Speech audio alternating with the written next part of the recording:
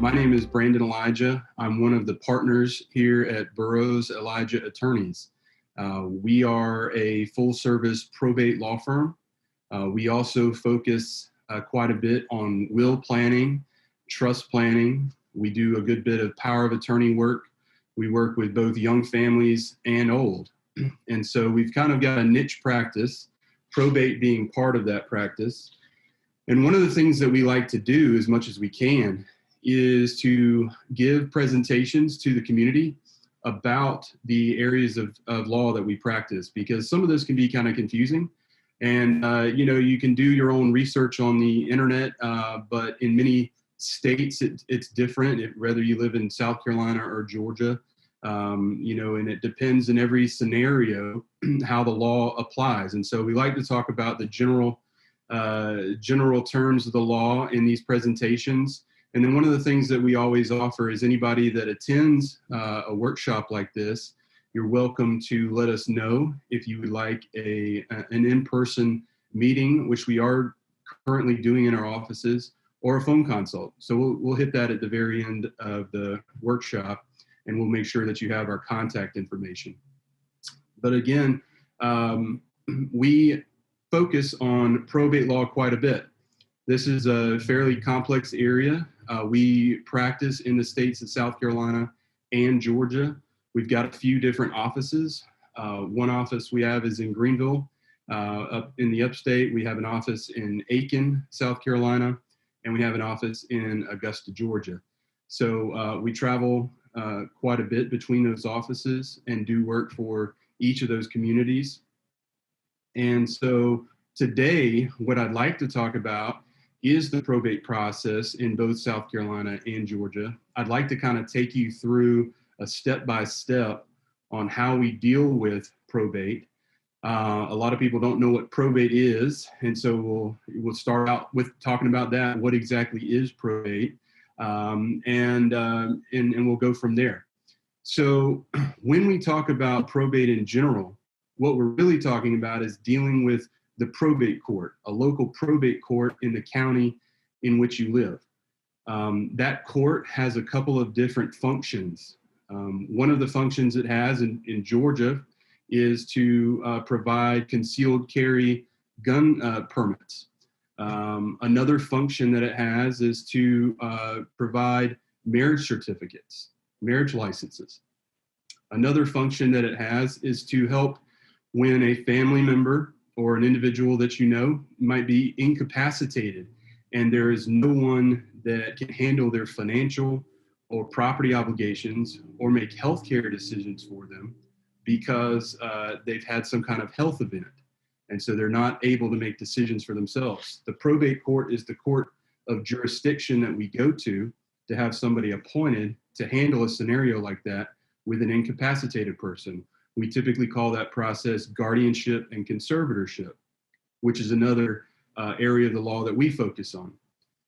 But the function of the court that I want to talk about today is really dealing with what happens when somebody passes away. What happens when someone passes and they have probate property, assets that are left behind for family members or other beneficiaries. How do we actually process those assets? How do we deal with that person's estate? And so what I've got for you is a presentation. I believe that you've been given a copy of this and you can follow along on the screen with me as we go through it. But the presentation is going to give us a good summary of what I'm talking about. So let's start out specifically about probate property versus non-probate property. So when we're talking about big picture, someone passes away, they may have multiple types of assets. They may have real estate, they could have a vehicle, they might have cash accounts, they could have life insurance, retirement accounts, they may have a joint account with their spouse. And so we have to look at all of those assets in context to determine what needs to go through probate and what avoids the probate process. So on this slide, you'll see that there's two different columns. In the left-hand column, we've got some typical probate assets, things that typically must go through the probate court when someone passes: real estate, land or a home, stocks and bonds. If you have a stock certificate or a stock account with your name on it and you pass away, that's going to be a probate asset. If you have a cash account at the bank where you are the only owner, that's a probate asset. And then the contents of your home, like your tools, your jewelry, your clothing, your furniture, art, all of those are going to be considered probate assets that we have to go through the court system to deal with when you pass away. In the right-hand column, though, are good examples of non-probate assets. These are going to be assets that bypass the court process that we don't have to go through probate for. So common examples would be life insurance or retirement accounts that have beneficiary designations. If you're a married couple and you have an IRA or 401k, you might have named your spouse as a primary beneficiary. If you pass away, that account will automatically go to your surviving spouse. Same with life insurance. That does not get tied up in court. It does not go through the court system. If you are married or say you have children and you have a joint account at the bank, most often when you set up a joint account, the bank will set it up so that it's considered a joint account with right of survivorship. So that if one spouse or one owner passes away, the other owner automatically receives control and ownership of that account. We don't have to go through the court system. Another example is going to be assets that are in a trust. And we'll talk about that at the end of the presentation when we talk about probate avoidance. One of the tools that you can use to avoid the probate court is trust planning. So we'll get into that. But the reason that I start out with this particular slide is because it kind of sets the stage for what we're actually dealing with. We're dealing with probate assets and non-probate assets. So when we have probate assets and somebody has passed away, there's two types of scenarios. One is called testate and one is called intestate. When somebody passes, it's possible that they may have a will plan. They may have executed a last will and testament during their lifetime that identifies who their beneficiaries are, who their executor is, who's in charge of their estate, or if you're in South Carolina, that person is known as a personal representative. And we have to file that will in the court. That's called testate. If you pass away without a will, we still have to go through the probate court, but it's called intestate. And instead of there being a will document that nominates an executor or personal representative, instead of there being a will document that names beneficiaries, the law will actually step in and fill in the gaps. A judge would determine who's best to be the representative for the estate. And the law will essentially distribute your property under what we call intestate succession, depending on who is living in your family. So if you're married and you have children and you pass away without a will, your estate's actually going to be divided between your spouse and your children. If you're married and you have no children, your estate, your probate assets will go automatically to your spouse. Same thing if you have children and no spouse, it'll be divided equally between your children. So the law builds in a will plan for us when we don't have one. It's never good to rely on the law because a lot of times what ends up happening is not what we intended. If we don't have it written down in a will, we may think it's going to happen, but the law may not support that. And so it's very important for you to address that by using beneficiary designations and ultimately having a last will and testament that you can make your own plan, that you can determine the outcome of how your estate is distributed once you're deceased. So going back to the big picture, when we're dealing with probate, there are two types of probate: testate, when we have a will; intestate, when we don't have a will. Either case, we have to go through the probate court in order to deal with estate assets. So let's talk about the scenario for testate, where we have a last will and testament and we file that in a court. What is a last will and testament? Well, we talked about that just a minute ago, but it's usually going to be the centerpiece or the focus of your estate plan. Okay, it answers three general questions typically: who your beneficiaries are, what they're going to receive, and then who's in charge after you're gone. Again, in Georgia, the person in charge we refer to as an executor. In South Carolina, the person in charge we refer to as a personal representative. The will, of course, is only effective upon our passing. The last will and testament has no power during our lifetime. There's nothing we can do with the will. If somebody else has a copy of our will, there's nothing they can do. but the will is filed in the probate court after we're gone. So for individuals that live in South Carolina, let's start there and let's kind of go through the step-by-step process of what happens when we file a will in the probate court in South Carolina. When we are ready to do that, the first thing that we end up having to do is file an application for what we call typically informal probate. And this application, this document, is going to be used if we have a will or not. We use the same form actually when we're filing with the probate court, but we use it to notify the court of the scenario, whether it's testate or intestate. We give information about the will, and we will typically file the original will with the court, which we typically have in our possession.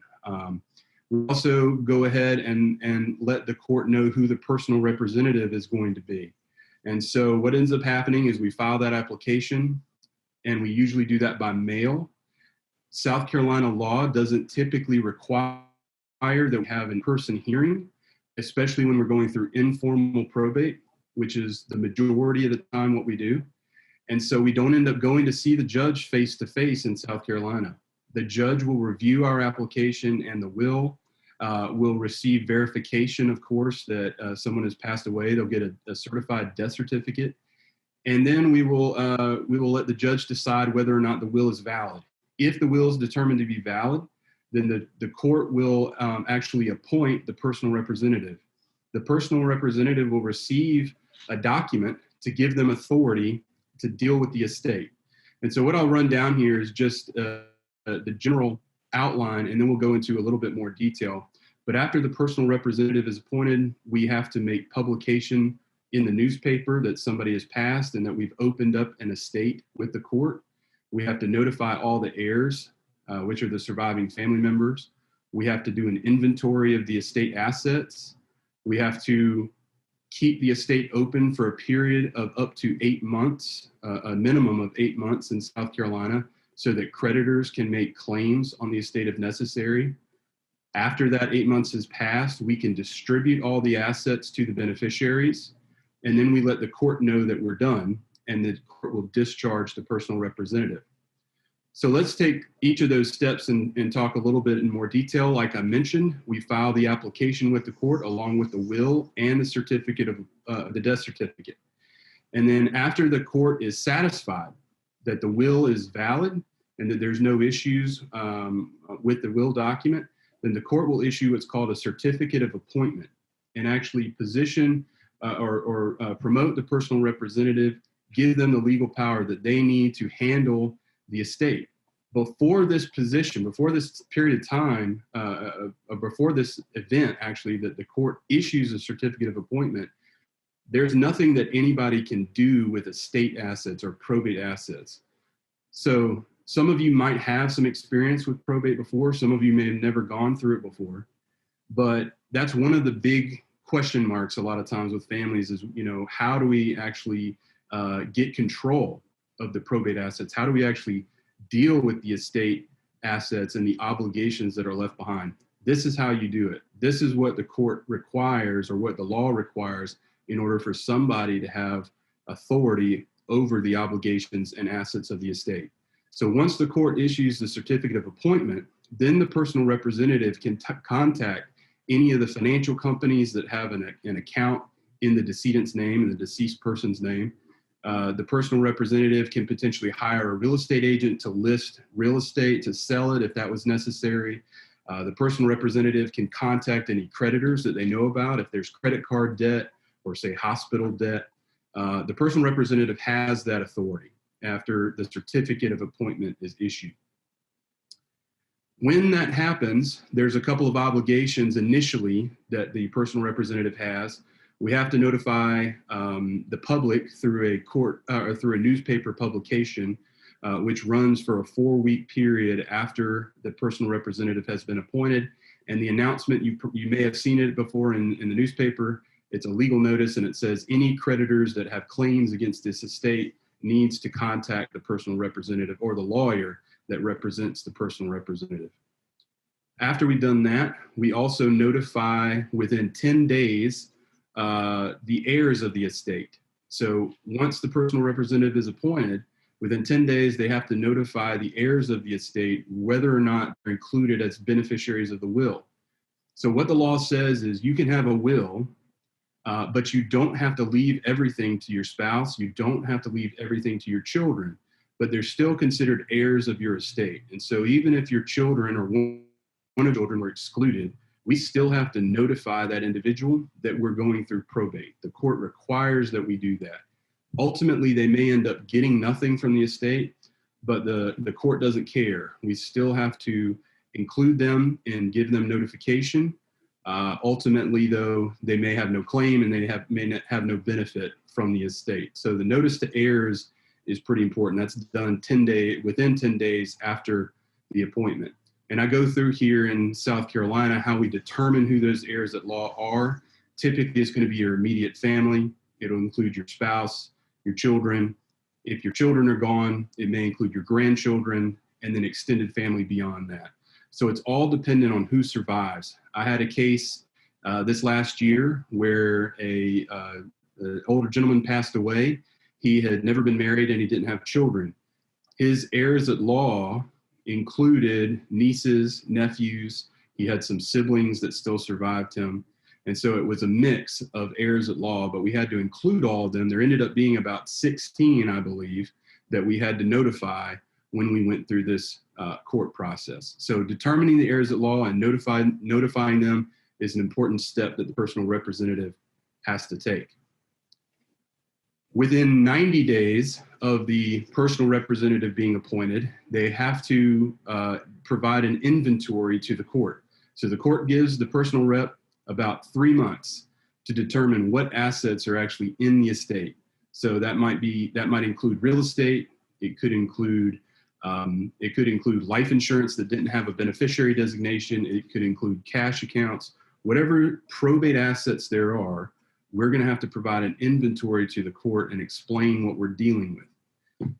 Simultaneous, there's also an 8-month calendar that's triggered or deadline that's triggered.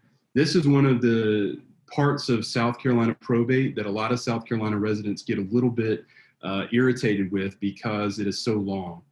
Creditors have an 8-month period where they can make claims against an estate. And so what the probate court does in the county where the decedent lived, when we file the will, they will require that we keep the estate open for at least 8 months. And what that means is the personal representative has some obligation to deal with those creditors. If you're pretty confident that there are no creditors that are going to make claims against the estate, a lot of personal representatives will go ahead and distribute assets to beneficiaries named in the will. In some cases, though, we're not real sure. We don't know if there was credit card debt, or we may find out later that there is an outstanding mortgage on real estate or some other obligations, maybe unpaid hospital bills. When somebody passes away, they may have been in the hospital or received a lot of medical attention before they passed. And so that can add up, and the estate has to pay those. And so we have to be very careful before we distribute assets to beneficiaries because of this 8-month creditor window. At the expiration of the creditor window, we're safe to go ahead and distribute estate assets because creditors are barred from making claims after that 8-month period. So the court gives them a good amount of time, but if they don't make a claim before that 8-month period is over, there can be no claims in the future. The estate assets are distributed to the beneficiaries after we've dealt with the obligations like paying creditors, paying taxes, paying hospital bills. And so ultimately the beneficiaries will receive those assets that are left behind. Once that occurs and the beneficiaries have signed off on receiving assets, usually we get them to sign what's called a receipt and release, where they say, I've gotten what I'm entitled to under the estate, and I have no claim that I'm going to make on the estate.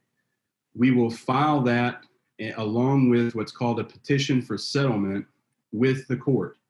And we notify the court that essentially the personal representative has performed all their duties under the law and gone through this sort of exhaustive list of steps that we have to take. Sometimes we have beneficiaries that are not very cooperative. And so in those cases, we have to file what's called a final accounting.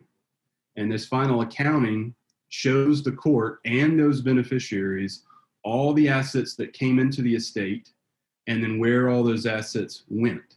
And so it's essentially an accounting that shows all of that for the court and the heir and to the beneficiaries or heirs at law prior to us being able to close out the estate. The easier way to close out the estate is for all the beneficiaries to sign that receipt and release form, or what we call a waiver of statutory requirements, where they're not going to require we do a final accounting. It shortens the process a lot and takes a lot of work off of the personal representative, because that final accounting has to be correct down to the penny. Once we've filed those documents with the court, the final accounting or the waiver forms for the heirs, the court will ultimately close the estate and discharge the personal representative, saying that you have performed all your duties and you have no other obligations under the estate. So that whole process in South Carolina, on average, takes about 9 to 12 months. It is not very quick. There's a period of time where we're just sort of waiting for the 8-month creditor period to end. Sometimes it will take longer than 12 months. Sometimes, say there's a piece of real estate in the estate and we have to sell it. Well, it depends on when a buyer comes along. Right now, the real estate market is pretty hot, and so real estate is trading pretty quickly. But you can imagine some estates that have land or, say, undesirable property, that might be difficult to get a buyer for. And so sometimes the estate process can take longer than 12 months. But in South Carolina, in our experience, at the minimum, it'll take about 9 months. Usually on average, it takes about a year. And that's pretty consistent with what I hear from other attorneys. So let's talk about the Georgia probate process as well. Fairly similar, except in Georgia, we have a couple of different formalities that are not required in South Carolina, because if you remember, in South Carolina, we handle the entire process without actually having a hearing with the judge. Everything is done by mail correspondence and typically working with your attorney. In Georgia, it's a little bit more formal in the beginning, because when we file the petition with the probate court and when we file the original will with the court, we have to have an in-person court hearing where we present the facts of the estate to the court. We make sure that the judge has no issue with the will, and then the judge will appoint the executor to essentially carry out the same duties that a South Carolina personal representative has, dealing with legal obligations, dealing with creditor claims, ultimately distributing assets to the beneficiaries, and then letting the court know at the end that we're done. So in Georgia, just like in South Carolina, we file the original will along with the certified death certificate. I will mention here that there is sometimes a scenario where we may not have the original will. So what do we do when we have a copy or if we think a will exists? Well, in some circumstances, if we have a copy of a will, we can actually authenticate that will by asking the witnesses that are on that copy to sign a statement or an affidavit saying that they remember signing the will and they were there at the signing, that those witness names are actually their signature.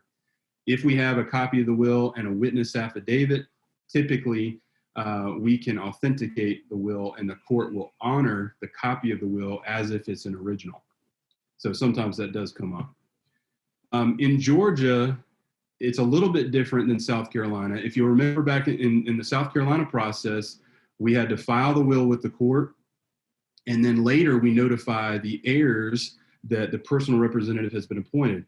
In Georgia, it's really the reverse. In order to get through the process as quickly as possible, we have to get heirs to acknowledge that they've seen a copy of the will and that they're okay with the probate process going forward. And so we get that permission on the front end prior to the hearing or prior to the appointment of the executor. We have an in-person court hearing scheduled with the probate judge. Like I said, we present the facts of the estate to the court. We go over the will. with the judge, make sure there's no questions about its authenticity and its validity. And then the court will appoint the executor. In South Carolina, that was called a certificate of appointment. In Georgia, it's called letters testamentary. After the Georgia executor is appointed, we also have a creditor claim period where creditors cannot make demands or cannot require payment until 6 months have passed. But during that period, they are going to present those creditor claims to the executor or to the attorney for the executor, just like in South Carolina. And we have to deal with those obligations. In Georgia, there is no 8-month period. Okay, so we don't have to wait 8 months before closing the estate. If we satisfy the creditors and we know that there's no additional claims, we can go ahead and distribute assets to the beneficiaries and then tell the court that we're done.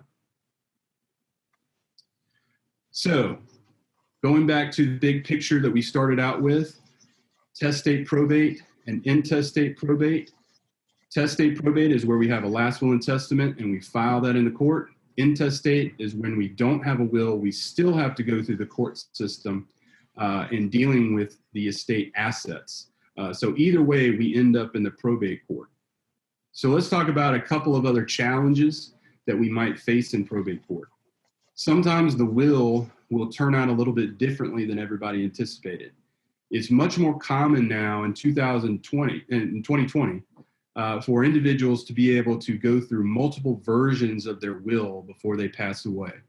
It used to be the case that a will didn't change very much. Now you can amend your will very easily. There's online resources where you can actually do your will yourself. I don't recommend that, but you can do that. And sometimes the will just change over time and will turn out differently than everybody anticipated. And so it can kind of stir the family up if they're not prepared.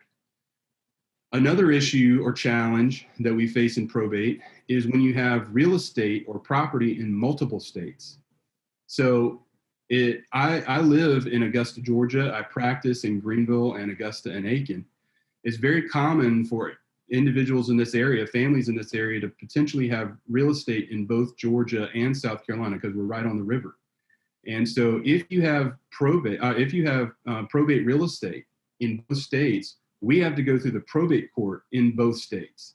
So not only do we go through the traditional process in South Carolina if somebody passes away there, but we also have to go through probate in Georgia to deal with their property in another state. And that's true across the board. I have multiple clients that have out-of-state real estate, and we have to deal with probate in those states. I have a client I'm working with right now who passed away in Aiken County, South Carolina. He owned a home there.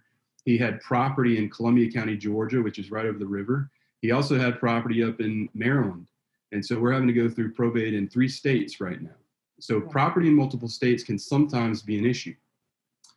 The same is true when you have business assets. If you are a small business owner, if you have employees, if you have regular customers or vendors that you're taking care of on a monthly basis, if you were to pass away, you can kind of imagine some of the complexity that might occur to continue the operations of your business. Especially if you own that business outright, it is difficult for someone else to have or take over control of that business and continue its operations if we have to go through probate court, because there's a significant delay sometimes. And so when you have a business, it's very important to have a good plan, a backup plan. We don't want business assets or a business itself to get caught up in the probate court and for, unfortunately for that business to ultimately fail or those employees to not be taken care of the way that you intend. Probate also only controls the probate property. So we'll go back to this point again. If you'll remember the first slide between probate assets and non-probate assets, we have to keep that in mind.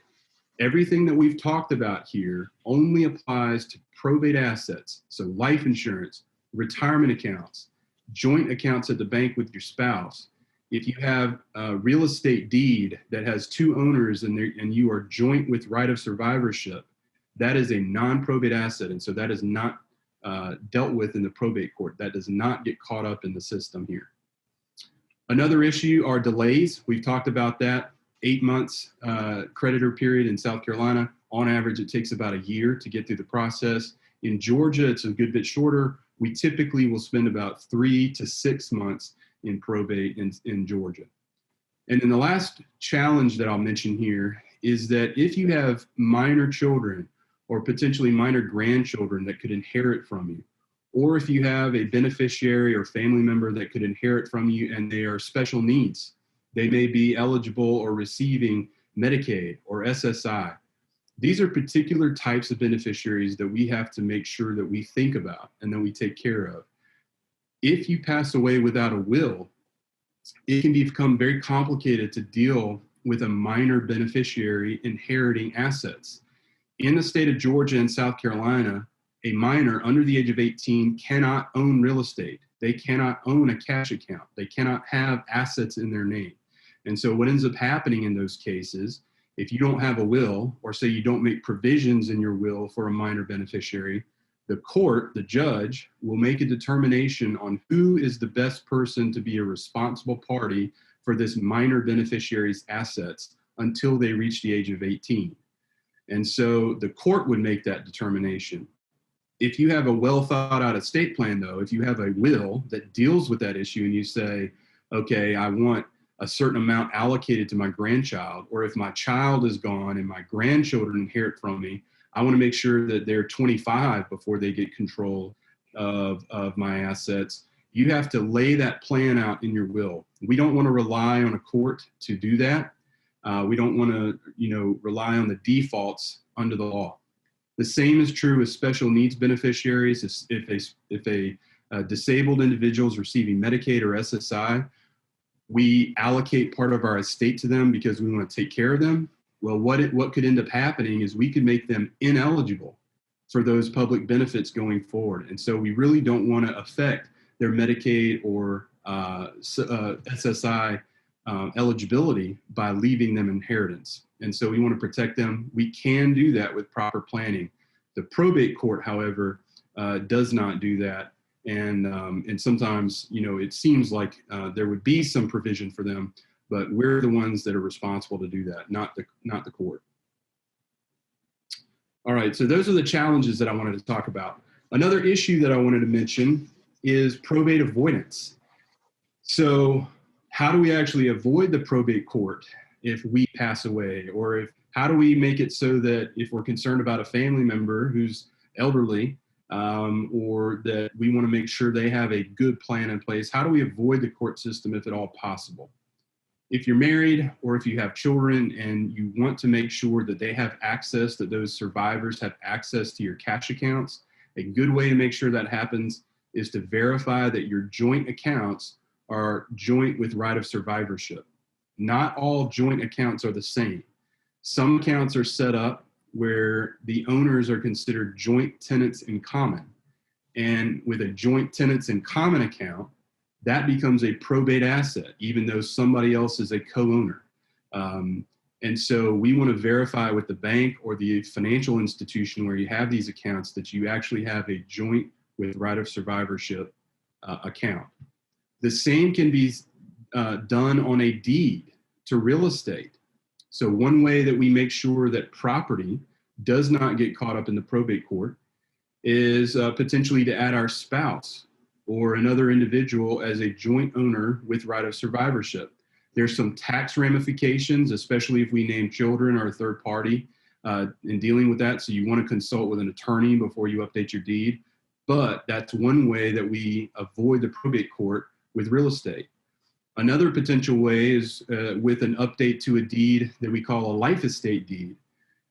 This kind of gets into another area of planning when we're really talking about long-term care. And I would encourage anybody that is attending this workshop today to also potentially sign up for our will planning and trust planning workshop that we do. I believe it's going to be in 2 weeks. It's also a Zoom seminar like this. And we talk about long-term care planning. But the life estate deed sometimes helps to protect property and make sure that if it's a parent and you want to get the real estate to your children automatically, you can add them as life estate owners, or actually they would be they would inherit the property automatically without going through the court system with a life estate deed. Another way we avoid probate is to make sure that any asset that has the possibility of a beneficiary designation, that it includes a beneficiary designation. So you want to check your life insurance, your retirement accounts, if you have a brokerage account or some type of investment account, even your cash accounts at the bank. If you don't want to make them joint with right of survivorship, you can put a beneficiary on all of those accounts. And so those would all avoid probate if you have proper beneficiary designations. The last point I'll bring up regarding probate avoidance is will planning versus trust planning. Like we mentioned in the beginning, like we talked about, the last will and testament is the most common estate planning document that individuals sign when they're thinking about making sure that their family's taken care of after they're gone. It directs their assets to their beneficiaries. It names somebody that's in charge of their estate. But as we've seen and as we talked about, the will in and of itself is not enough. We have to go through the court system with the will in order for the will to have any power. An alternative to a last will and testament could be the use of what we call revocable trust planning. The revocable trust does the exact same thing as a will. It nominates somebody in charge. With a will, we have a personal representative or executor. With a trust, we have a successor trustee. And this individual is given control of our trust upon our passing automatically. They're given control of any trust assets and then told to distribute those to the beneficiaries that we've outlined. The way that I look at a trust is it's kind of like a box. You create this box during your lifetime. All right. The trust is a legal document similar to the will. But what we can actually do is we can put assets inside the trust during our life. So if we have real estate and our names are on the deed, we can update that deed so that the trust is the owner. The trust would be the owner during our lifetime. We are beneficiaries of that trust during our lifetime, but upon our passing, we have death time beneficiaries, which might be our spouse or our children or other beneficiaries that we've named. And so it's very similar to a will, right? The difference is that trust property avoids the probate court. Anything that's in that box that we put inside the trust will avoid the court system. Sometimes what we end up doing is we'll keep our accounts the same way that they are. We'll keep our accounts in our individual name, and then we'll name the trust as a beneficiary upon our death. So essentially everything we own, whether it be at the bank or another financial institution, we leave to the trust by beneficiary designation, and those assets fall into the trust upon our passing and then are distributed to our beneficiaries without the involvement of the court, without court intervention. And so some people like the trust plan because it accomplishes the same thing as your will, and especially in a state like South Carolina, where it might not be necessary for your family to go through probate for a year. Maybe there's no red flag issues. Maybe, you're not really worried about minor beneficiaries or special needs beneficiaries or a complicated marriage or your in-laws, and will planning is something that you can avoid. You would do that with a combination of beneficiary designations and potentially trust planning. So I wanted to mention that as an alternative to the traditional will plan.